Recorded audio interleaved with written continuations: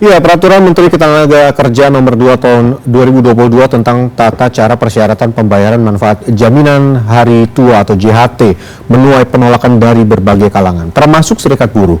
Data Kemenaker pada kuartal 4 2021 mencatat lebih dari 500.000 orang di PHK selama pandemi.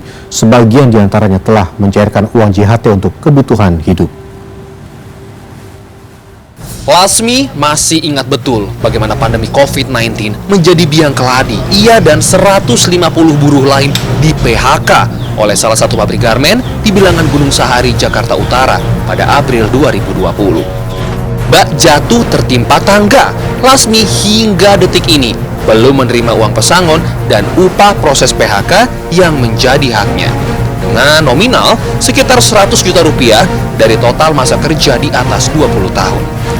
Sambil menanti putusan prosedur perkara peninjauan kembali di Mahkamah Agung untuk mendapat uang pesangon, wanita berusia 36 tahun ini memanfaatkan dana JHT yang ia cairkan pada 2021 kemarin.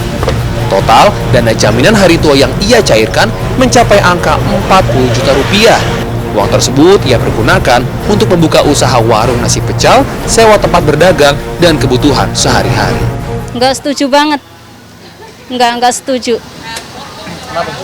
Itu menyusahkan kita aja yang kemarin selama 2 tahun aja itu susah banget. Kita kan lagi pandemi kayak gini, jadi butuh banget itu uang JHT buat modal kayak saya ini, modal kecil-kecilan gitu, sama yang lain buat makan sehari-hari. Salah satu perwakilan Serikat Buruh juga menolak tegas Permenaker Nomor 2 Tahun 2022 tentang tata cara dan persyaratan pembayaran manfaat jaminan hari tua.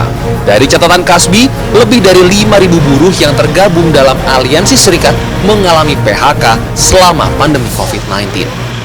Di 2 tahun terakhir ini memang kebijakannya memang benar-benar kalau kami rasakan ini pemerintah ini keblinger kali ya. Jadi undang-undang pesangon juga, soal pesangon juga kan dikurangi, ya kan? Dikurangi artinya kan pesangonnya yang diterima lebih sedikit. Nah sudah gitu mau ngambil JHT dipersulit. Nah ini kan parah gitu. BPJS Ketenagakerjaan mencatat, seperti dikutip dari katadata.co.id, klaim JHT peserta mencapai angka 42,89 triliun rupiah hingga akhir Desember 2021. Dan jumlah ini meningkat 19,69% dibandingkan posisi yang sama pada tahun sebelumnya atau year on year. Sementara itu, Kemenaker mencatat pada kuartal keempat 2021, lebih dari 500.000 orang di PHK selama pandemi. Dan sebagian diantaranya telah mencairkan uang JHT untuk bertahan hidup.